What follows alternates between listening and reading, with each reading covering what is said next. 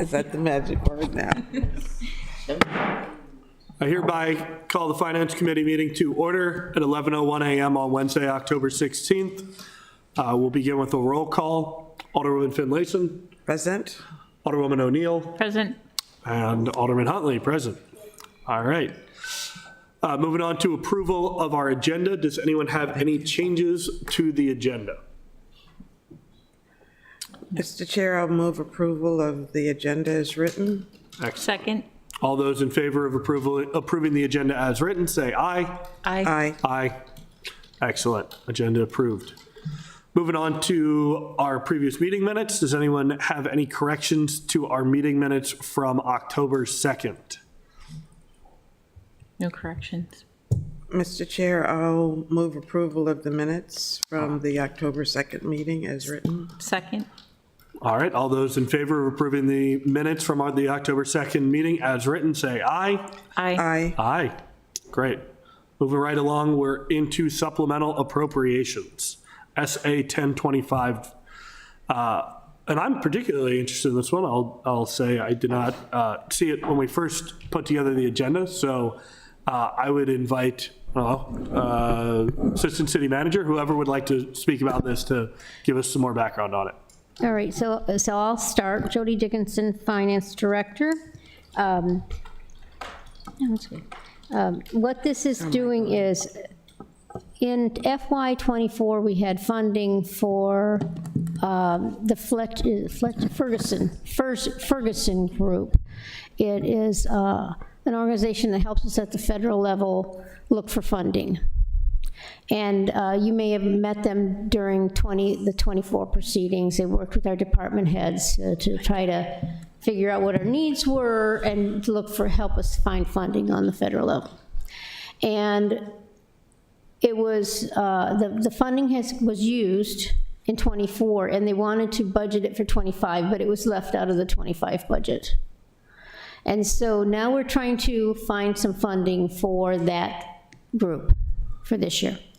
And we've gotten two things, we got it from two places. One, in the city manager's budget, in the same account, there was money for the Cars Road annexation that Alderman Savage proposed during the budget process.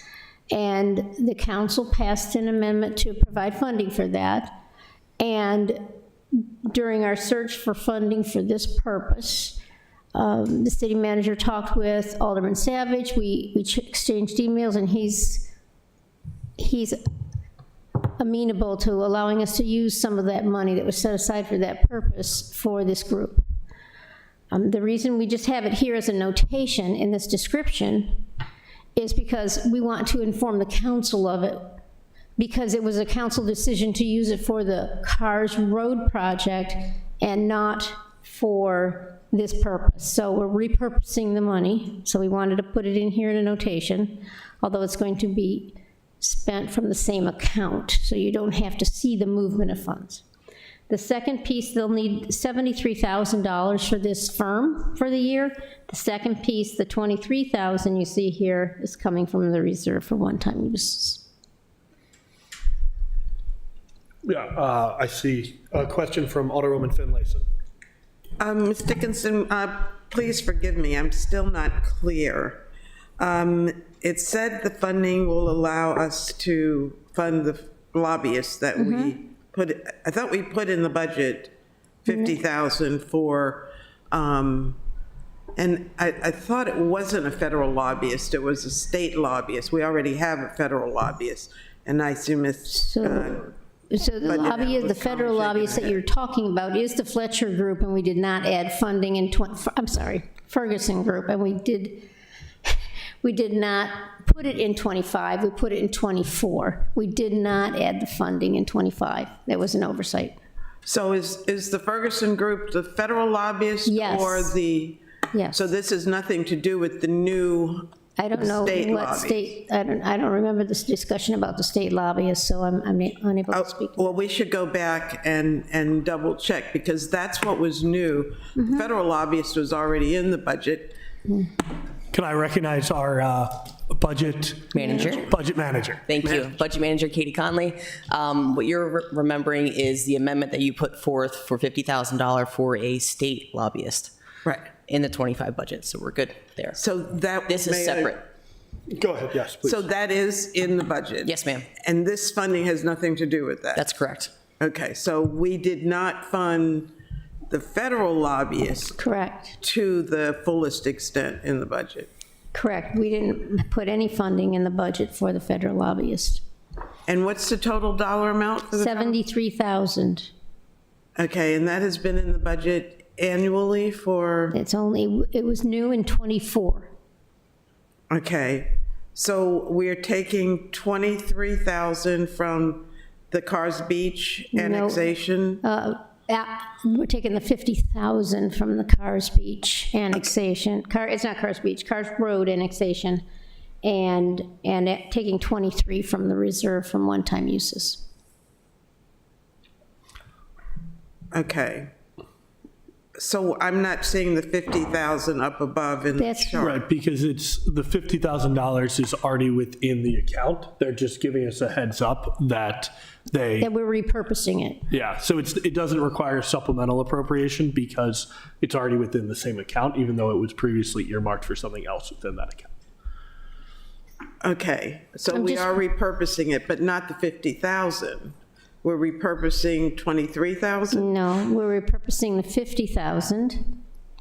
Well, then I'm still not clear why that does. It's not in the reflect- notation. Look at the description. I see the notation. I'm talking about in the chart above. Because we don't need to move, that would show you where we're moving money to and from.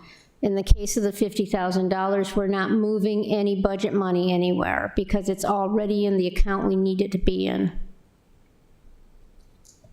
Okay. So the 23,000 comes from where? The reserve for one-time uses. The reserve. And that is being added to, That will increase the overall budget for the account, and so we need to show it here in a supplemental. so that'll make up the 73,000 that we Correct. need for the federal lobbyist. Correct. Okay. Now it's clear to me. Thank you. Alderwoman O'Neill, did you have a question? I did not. Okay. So I do have a few questions for you folks. First of all, could you tell me some more details about the Cars Road property and how we were able to determine that $50,000 was not needed for that? And in particular, I don't want to step on Alderman Savage's toes, and so would be interested to hear what his thoughts when you proposed that were. Do you want to get Mike to speak to that? City Manager Malinoff had the conversation, so I'll let him speak to the conversation with Alderman Savage. Regarding what the project is, it's my understanding from the budget discussions and discussion at council that that particular neighborhood has expressed an interest in becoming part of the city. And there are potentially expenses associated with that. That's something that those residents themselves would need to act upon. And the expenses associated with that, you know, I think that 100,000 was an estimate.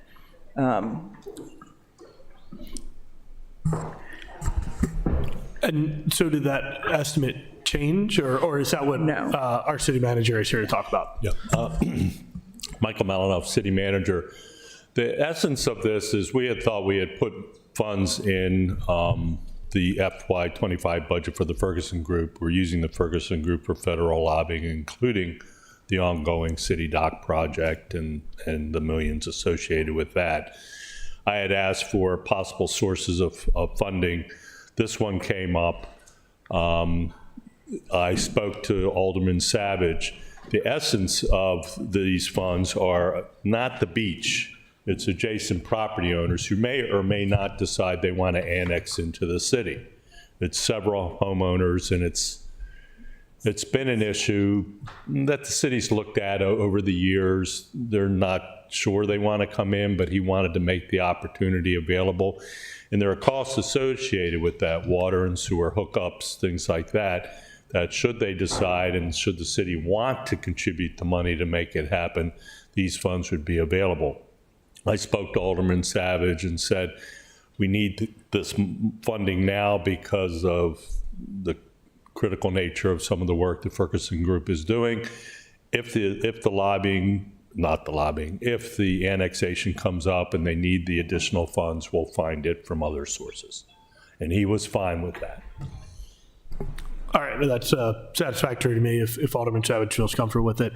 So then the other portion of my questions are around the Ferguson Group's activities, and in particular, if we're using this for finding funds, do we really need registered lobbyists? So if you could maybe just tell us a little bit more about what you intend for the Ferguson Group to do with We've this. that'd be used great. them for the last 2 years for a variety of functions.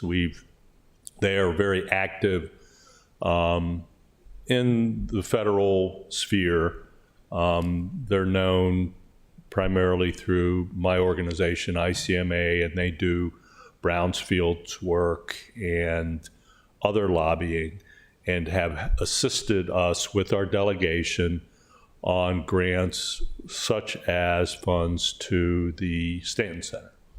And they are working on making sure through FEMA that the process is going and the approvals will be achieved for the $30 million for the City Dock project and others. They've met with the directors, and there's been a litany of others that I can't recall all off the top of my head.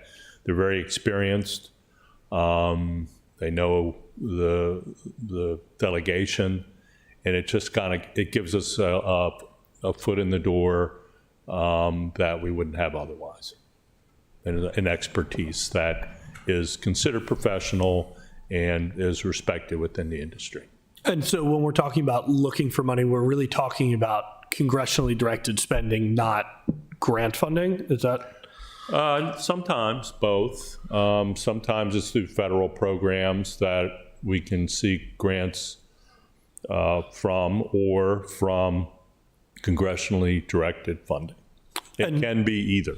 Sure. Okay. So your sense is they are doing federal lobbying both on the congressional side and on the Agency side. agency side. Okay. Yes. Yeah, they've been doing it for years, and Bill Ferguson, hence the name, retired quite a while ago, and now their principal is a woman by the name of Jennifer Emo, and she's been doing it for quite a while too, and they're well respected and have helped us in a number of areas, and in particular right now they're looking at the FEMA grant. There's not a relationship here to our state Senate president, right? No. No. Unrelated Ferguson. No, Bill, no. All right. I think that satisfies my questions. Thank you very much. Okay, thank you. Thank you.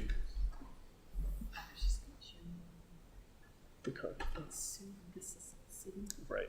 These are not. There's this little corner that's not.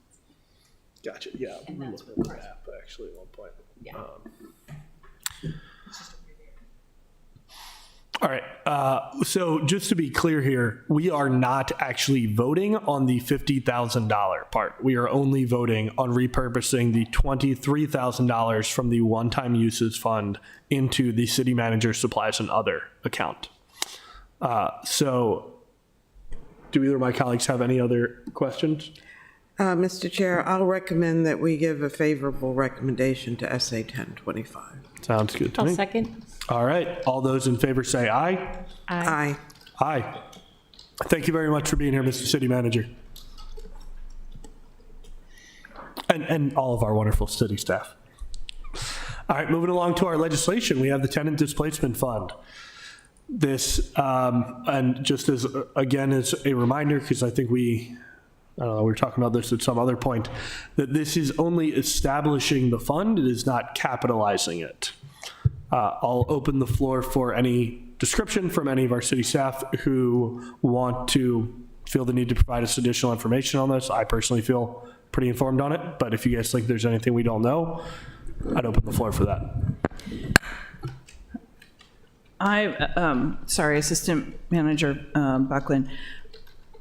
I am not aware of anything that has changed within that picture from the last time we met, so I'm happy to answer questions, but I don't think I have anything proactively to add. Okay. Yeah, I believe the last time we met, I had spoken with the sponsor of this, and he had said that he intended to develop some amendments, and evidently those amendments have not materialized, and so it's back on our agenda. I think it is pretty good as it is. If the sponsor wants to make amendments, he does still have the opportunity to do so later. So do I see any questions from either of my colleagues about this? No question. I do have a question, and it's for the Assistant City Manager. Where will this sit as a function? Is this something that's going to go into the Office of Community Services? That's how it's written at this point, yes. And are the guidelines that are defined on page 2 and 3, I guess, within the scope of what that department can handle? And I know you know the genesis of my question because we keep doing this. Yeah, I have a couple of different concerns, both in terms of general workload for that office, depending upon how that fund gets structured and used. That office doesn't have the excess staffing to simply absorb that work. That potentially is a lot of work. Depending upon how those guidelines are written, that also potentially involves a skill set that isn't within the office. You know, the way that this is written now, it essentially asks for an assessment and a validation of that landlord's ability to pay, which is, you know, the Office of Community Services, they're not accountants. So I do have some concerns about the skill set match as well. And then I have some, and put within the staff report a number of different concerns that I have simply around making sure we're all on the same page about what the expectations are for, you know, how far is the Office of Community Services expected to go? Are there other kinds of supports that are expected there? Does it make a difference why the unit ended up in the condition that it was in? So there's some general guidance like that I personally would feel much more comfortable seeing some of that detail and having just that common understanding of what is that really going to look like. And that will then determine, to your point, how many staff, what kind of staff, what's that skill set that would be needed. I'm not sure there's enough information here right now for me to feel like I could really provide guidance about what that would take. I seeing that Finance Director Dickinson would like to chime in. Yes, and I would just like to add, I don't know if we touched on specifics last time, that in this discussion of what this is going to take to do this program, the requirement to put it in a separate fund that's an interest-bearing account, that's something we wouldn't normally do for a pot of money like this. We would appropriate it in the budget and we would spend it as it's available. And, you know, setting it aside in a separate fund takes another layer of work for us, but setting it aside in its own account and allocating interest to it is another step that we'd have to take to account for this one program. So those are concerns I have when we finally develop the program. Do we, Ms. Dickinson, do we generally, on occasion, ever set aside accounts that are interest-bearing, separate and apart? The only time that I've done that is for when we sell bonds and we haven't used all the proceeds on the construction projects. Those are separated into another account and they earn interest on their balance. When we get a grant in advance, such as the $2 million earmark that we got for, was it $1 or $2 million that we got for the Cars Beach project, I set that aside in its own fund and allowing it to earn its own interest because it's an advancement of outside funding. Those are the kind of things that I would normally set aside, but this is not that large, and just like the rental assistance program, we've set it aside in the Housing Trust Fund and we spend it down for the year. We don't set it aside in its own account and add interest to the balances. So that part was a little burdensome for us for that size of a pot of money. Mr. Chair, I think that this legislation isn't quite ready. I would like to move that we postpone action and request that the sponsor sit down with the city manager and the finance director to try to work out what is going to make this doable and not excessively, I don't want to say burdensome, but we keep adding things without all the pieces added to it. So I would make a motion that we take no action or that we postpone action until these details have been worked out. Yeah, I am in agreement in spirit. I think my preference would be to just take no action on this rather than make a motion to postpone it because we don't know how long it's going to take for the sponsor to address the amendments. That would be fine, as long as there's a notation to the sponsor that there are concerns in both the city manager's office and the finance office that have to be worked out. I will happily note him. I will send him a note. I'll second your motion to take no action. Excellent, thank you. And I think actually, I don't think we need a motion to take no action, right?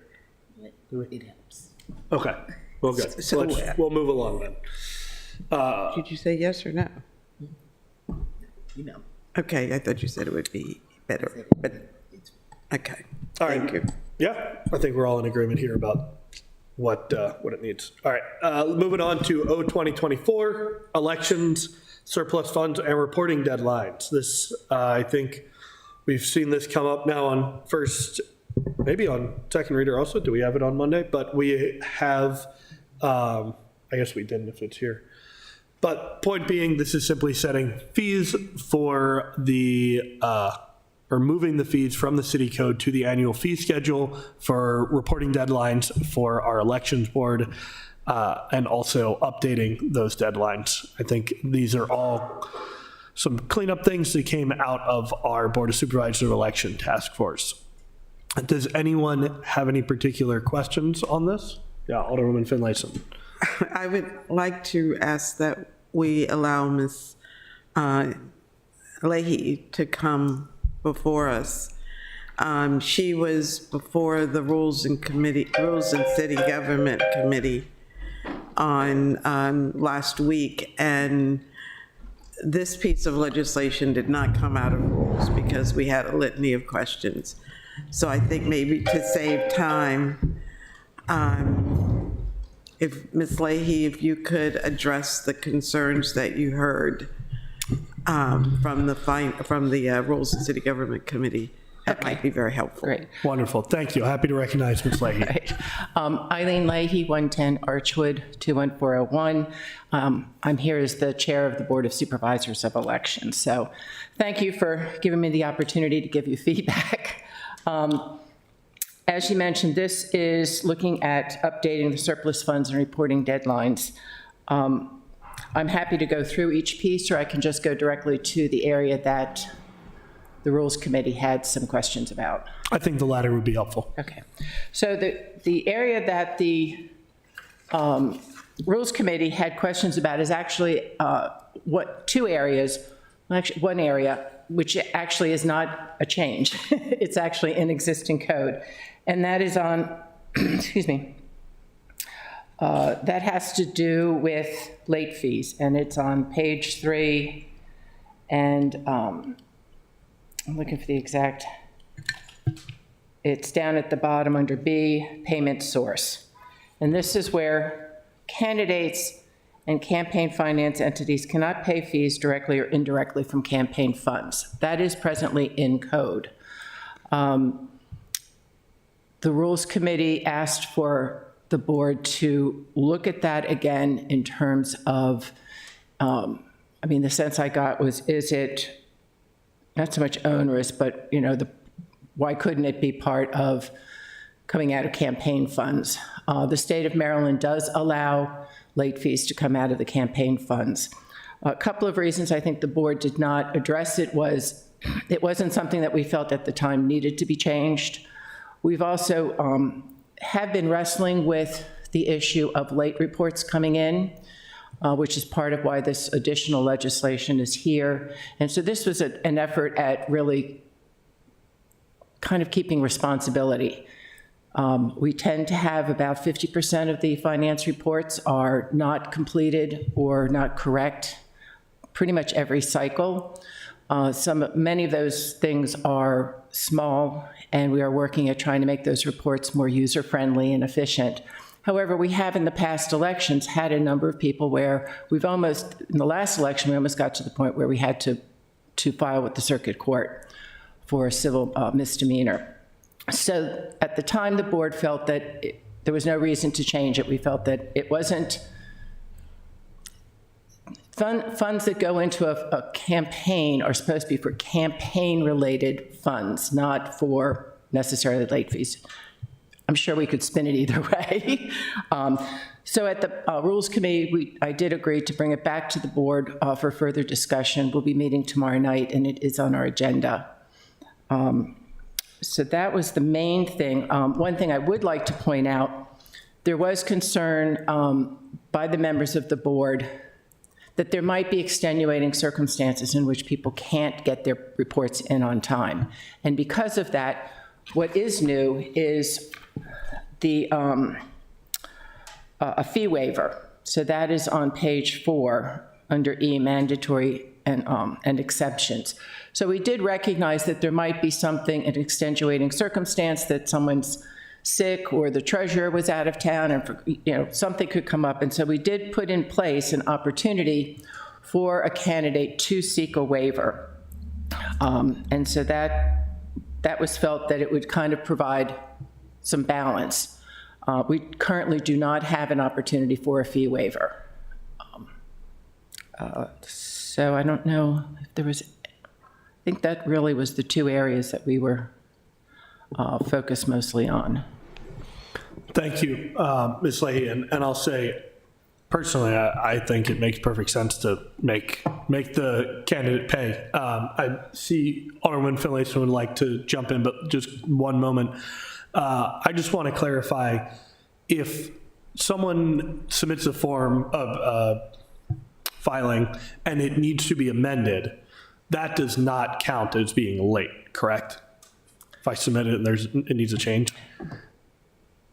So currently, you can put in a report, and then if it needs to be amended, you're supposed to return it within 30 days. There is no penalty attached to that. This legislation does attach a penalty to it. Got it, okay. It also shortens the amount of time in which an amended report can be filed I saw that, yeah. to 15 days, and that's really not as much an issue on the annual ones, but what happens during the couple of months before an election, those reports come so frequently that what can happen is report A is got an error in it, and report B is due before number 1 has been corrected. So it kind of goes down. So again, this is also an effort of being transparent to the voters, particularly during the time before elections. Makes total sense to me. And yeah, I didn't see that in here. And one of the things you had said just sounded a little bit like maybe you would get tagged with a late fee if you needed to make an amendment, but it sounds like I was just mishearing. So that's great. Right. The other just quick thing is that we're also have changed. In the past, we've had pre-election fees and post-election fees, and we've just made it all one fee because it gets confusing what's pre, what's post. It's just a plain fee. Got it. Alderman Finlayson? Yes, Ms. Leahy, was there consideration for giving both options for paying that late fee? That it could be taken out of a candidate's campaign fund, or they could pay out of their own pocket? I don't recall there being that discussion. It could certainly be discussed tomorrow evening if you'd like. Alderman Finlayson, I'd just note that because we have no limits on the amount that candidates can contribute to their own campaign, if we allow it to be paid out of campaign account, then they could always pay it out of their own pocket. That's true. But I'm just saying, maybe that's an option that should be in language. I'm happy to bring it up tomorrow night. I just feel options are always good. Alderwoman O'Neill? Well, I think options are good. I also, as a constituent, would be upset if the person that was elected was using campaign funds that were given in the hope that they would be elected because they didn't properly file the reports. I mean, I think that there's some onus on the candidate or the elected to file those reports. And then if you're using your campaign funds to do that, I mean, in the art of transparency, it should be very well known that that person is using campaign funds if they decide to make that change. I just think that puts you down a slippery slope too. Right. I mean, I would like to note that the city clerk does provide updates and reminders to the candidates and to their treasurers to get these reports in. Right, and as long as there's a waiver in the case of, a family emergency or some situation that would constitute them not being able to do their reports. But I kind of cringe at the idea of using campaign funds to pay for something that is technically a mistake on your part. Yeah, to cover your own screw up. Yeah. Just as a sort of friendly amendment, because I'm looking at this section, I might suggest you guys add in personal liability of the candidate, or in the case of a committee, the chair of the committee, in addition to the treasurer. But you know what I'm saying? I'd have to double check code, but I think technically you don't have to have a chair. So it really comes down to the candidate or the treasurer is what's required for signature on the reports. Okay. I can No, we certainly do have to double-check have, because, I'm a former treasurer of the Central Committee, and we did have to have both the chair and treasurer signature on there. That may be different for the Central Committee, but I'll check it. Okay. Not something I want to hold this up over, just something we could maybe make it a little bit more clear. Did you have something, Alderman? Well, I was going to say, there is no candidate for Central Committee, so there is no central person. Right. But It's the chair. So it's the chair of the committee who's that central Sure. person. Not something we necessarily need to hash out here, but just bringing to your attention. I would move that we approve O-20-24 as written. Do I have a second on that? Yes, a favorable recommendation. This is why I need to leave the making motions to you, Till. Well, your committee would be glad to make that motion for you. Seeing a second, I'll call for a vote on O-20-24. All those in favor say aye. Aye. Aye. And the ayes have it. Mr. Chair, I would still like Ms. Leahy to have that discussion with the committee about giving choices. Sure, no, I'm happy to. I've made a notation, so. Thank you. Any other questions? No, thank you so much for being here, Ms. Thank Leahy. you. Thank you for all of the great work that the Elections Board has done to get a lot of these ordinances done. It's really exciting. I'm glad to see some improvements, and I know we'll have even more coming down the pike, so that's great. Finally, we're on to general discussion. Well, not quite finally, but second to last, second to adjournment, we've got general discussion. Can we get our finance department update from our wonderful finance director, Ms. Dickinson?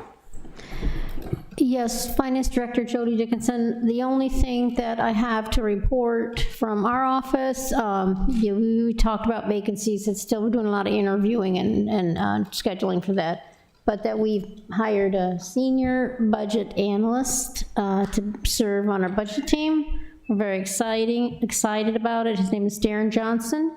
And I think I have to give kudos to Katie for pulling him in and making him want to work for us here. You'll meet him and I think you'll be impressed. I imagine I will spend a lot of time with him in the next year. Well, that's great. Yes, I see a question for Alderwoman Finlayson. Not a question. At the last meeting, I had requested that we have our reports in writing. Is that information in the city manager's report or someplace where we can find it? So when we left that meeting, you were still discussing, you were looking at the recordings of the meeting on YouTube and talking about that with your chairman and wasn't sure where that all ended up. I think we figured out that that was not sufficient. What's the case? It doesn't record the YouTube. As I remember it, I am still working with the TV studio to make sure that we can get the unofficial transcripts of our YouTube meetings. And they have explored it, and we're not quite sure why it seems to work on some of them and not other ones yet. So I'm happy to reach back out to the TV studio and make sure we can get that. Okay, in the interim, I would like for us to have something in writing. Respectfully, Alderwoman Finlayson, I have to disagree with you on that. I think having this from Director Dickinson is very helpful during these meetings, but I don't want to have to place some additional burden on her, especially when we know that that department is understaffed at the moment. I will comment on most of what I give you during these meetings is an informal update of the activities and what we're doing. And that information is very informal, so putting it on a formal report seems a little awkward to me. If we were reporting on something official, like the progress on a certain program, that's more the type of thing that I would see would go onto a report in writing. So that's kind of where I'm confused, as to just bullet point that we're working on this, we're working on that, doesn't seem to be the kind of information we put on a formal report. Well, I disagree with the chairman, and we talk about being transparent about what's going on, and even if it is a minor adjustment or action, the community deserves to know what's going on. And so to say you can go watch the YouTube or, we can record anything that we do on our computers as we speak. So it's not like I'm asking for something that's very taxing. It doesn't have to be. But I would appreciate having that information. And I know others would also appreciate having that information. Could I have a way to bridge the gap on this one. Director Dickinson, maybe one thing you do is just when you start your informal report, open up a Google Doc, hit the voice to text on it, and just have it spit it right in there during our meeting. And then that's kind of no additional time, but you have a document that. And that would be fine. Alderwoman Finlayson could get afterwards. Okay, somebody's gonna have to show me how to do that. And usually when I do voice recognition stuff, it doesn't come out the way it's. No, it does not always. So it may take some editing.